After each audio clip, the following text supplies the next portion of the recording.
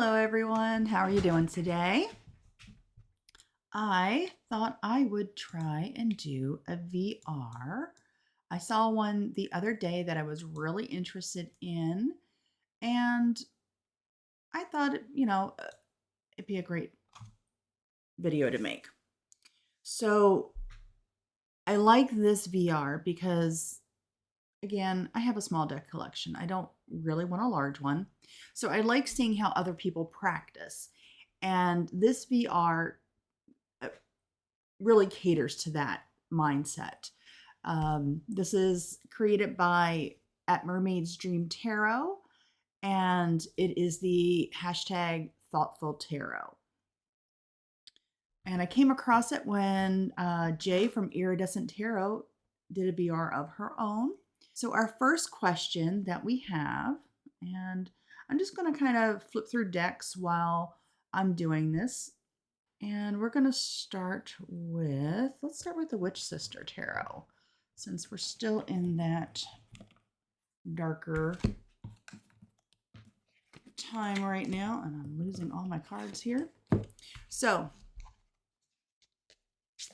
why do you use tarot and oracle? So I use it to connect with myself, process thoughts, emotions, as well as deity work, just trying to connect better with myself, the universe, trying to figure out what is going on in my brain some days. So that's the short answer. What has changed in your deck taste? So for me, I originally started with the traditional Rider-Waite because that's where I wanted to start my practice. I wanted to understand those images. So my deck taste has changed in that I've moved away from that imagery into allowing the artist, so more modern decks, to interpret those particular cards and those meanings so that I connect better with them, understanding them more in the moment. So that's where my deck choice has changed. And that leads right into what has changed in my practice. So again, taking that different approach, because I was struggling to understand from Pamela Coleman Smith's artwork the meanings that the cards were to have. I'm going to go ahead and switch over to another deck. Let's pop into the Deviant Moon. So that's what's changed in my practice, as well as what's changed in my deck taste. So with changing my practice, I finally actually was able to get a much better sense of the meanings of the cards by deciding to go ahead and allow myself to explore modern decks, modern interpretations of the tarot. I could now see those traditional meanings that were there in the cards, and I just wasn't seeing them. It just wasn't connecting for me. And so that's what leads me into question 4. What has not worked for you? I struggled so much. I'm talking for years, trying to memorize and all of the meanings of the cards, as well as just looking at that image and going, I don't see these words. I don't understand where this artist, and I know she was doing it at the direction of Arthur Edward Waite, but trying to roll all of that esoteric symbolism into the cards. but I just wasn't seeing it. I could not get it to gel in my brain. So that's what didn't work. What finally worked for me was when I decided, okay, I don't want to give up on tarot. I really want to explore it properly. So when I decided to go ahead and take a look at modern decks, I went through YouTube and watched walkthrough after walkthrough to try and find a deck that made sense to me. And when I did that, I came across Light Seers Tarot, and that's when it finally clicked. I was able to read without having to rely on those guidebooks. I was seeing the image that the artist was trying to put there. So let's pull out the Lorenzi Tarot next. So this is another modern deck. Once I was able to get through understanding the tarot with that deck, this, again, I like the progression of these questions because it's really working. What is working for you right now? So that's what's working for me, is modern artwork. So some of these may or may not make sense. This is very surreal artwork. However, I still am able to find what the artist was trying to convey. I just couldn't do it with Pamela Coleman Smith's or any of the older Italian artwork decks. I tried. I truly tried. I just felt like I was banging my head against a wall. So once I moved away from that and I found a modern deck, like I said, Light Seers for me, where I could see that meaning. And it, again, the artist was trying to convey those same meanings that were in those traditional decks. It clicked for me. So once I was able to click with that deck, I wanted to see if there were other decks that I could click with. And with this deck, I didn't want to pull in immediately the memorized meanings. So as soon as this deck came in, I cut the titles off. And you can see from some of these, it's not easy to tell. Now this one does have the chalices on it. So you know this is 8 cups. And most likely this is going to be something from swords. Well, there is a sword there. So you'll learn to read it more elementally. I mean, look at this one. You're not quite sure. What are we looking at? You know, this could be death. This could be something from the major arcana.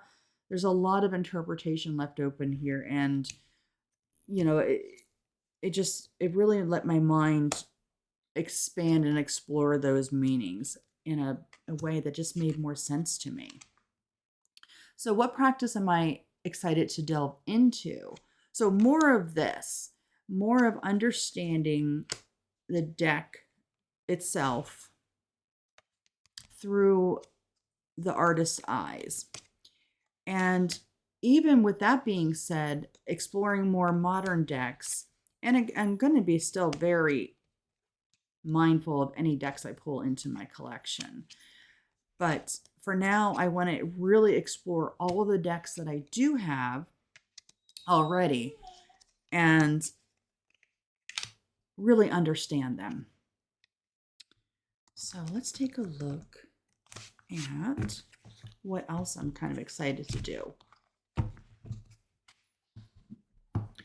I am very excited to pull in Thoth. I know there's lots of debate on the pronunciation. I don't know if there's any recordings of, I'd have to check into it a little more, of Crowley or anyone else from that era, since it was his deck, that actually any recordings of them saying it, so we know the proper pronunciation. But again, I really like surreal artwork, and I plan on doing a study of this deck, but I don't know that I want to read the guidebook first. I think I want to try and read this intuitively first, make all of my notes, and then I'll probably go to the guidebook and see if I'm aligning, if I'm getting that meaning that Lady Frida Harris was depicting at Crowley's direction. So I want to explore another tarot system. And so I definitely want to pick this up this winter and really delve into it, see where I can go, what all makes sense in my brain. I do also want to go back to the RWS. And now that I've got a better foundation under me, I do want to go back and do a study now of that particular deck as well. So, what practice has grown old for me? So, I tried in the beginning doing daily pulls. Really tried to be good about that. Just single card daily pulls, try to study the card. That grew old pretty quickly because, like I said, the meanings weren't sticking. So, I moved away from that, and now this calendar year I have done new and full moon readings for myself. I wanted to at least give myself that structure. And I've been doing pretty good. I think I've only missed maybe one, so that's not too bad. I want to, and then I also allow myself, if I'm feeling like I want to do a reading, I go pull a deck and I do a reading. It may not be every day. It usually isn't every day. It might be probably only once or twice a week at the most. Sometimes there's a good month or two where nothing goes on in tarot for me other than those new and full moon pulls. And what are my plans for my deck collection, which is our next prompt? Again, I want to be really mindful about anything that I pull into my collection. I don't have a ton of space. I just have a little cottage. And it's more about, for me, getting to know my decks that I do have really well versus just running out and buying the next hot ticket item.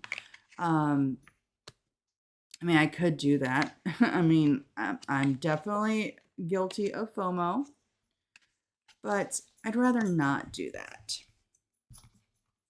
So, what is one challenge you would like to give yourself? Like I said, this winter, my challenge is that I want to go through and do some in-depth quack quack deck studies. This one is the Hidden Realm Tarot, also by Julia Jeffrey, who did Witch Sister Tarot. But this one's going to be more in the Fae realm. I like pulling this one out in the spring. And I haven't decided yet whether I'm going to cut the titles off of this one like I did with Witch Sister.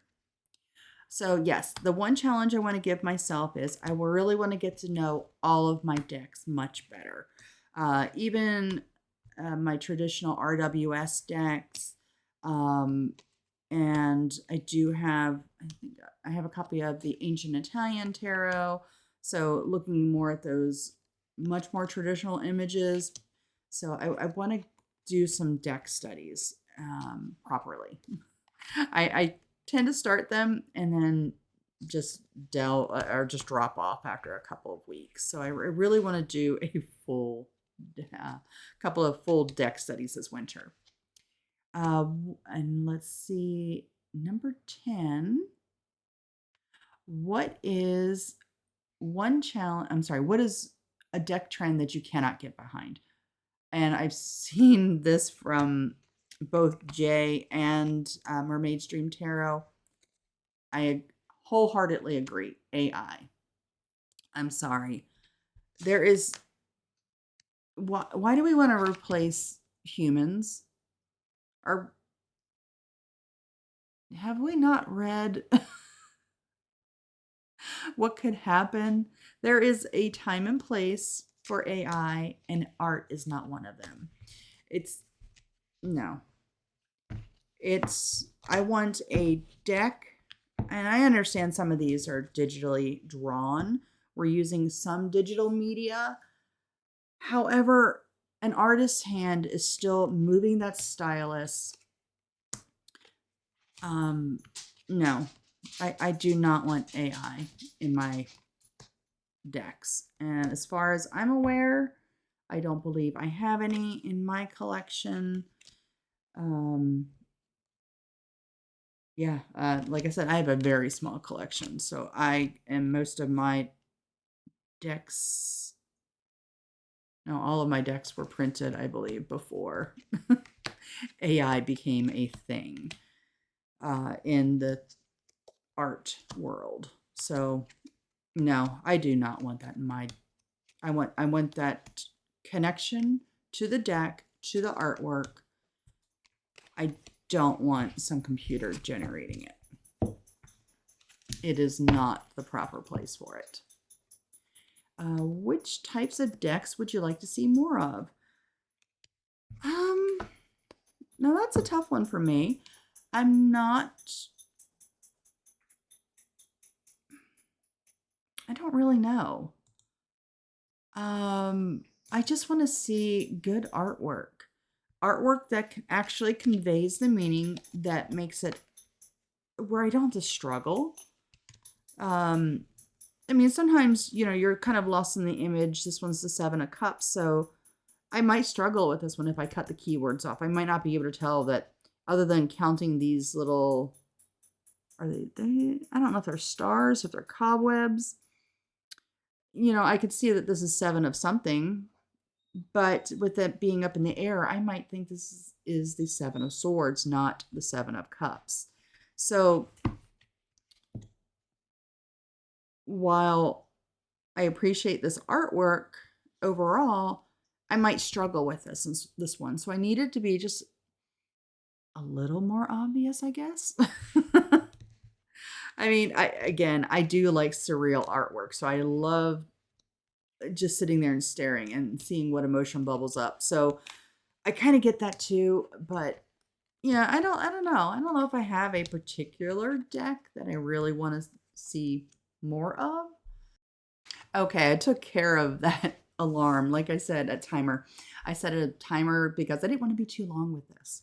So what I would like to see actually is better cardstock. So I like how pliable these mass market ones are.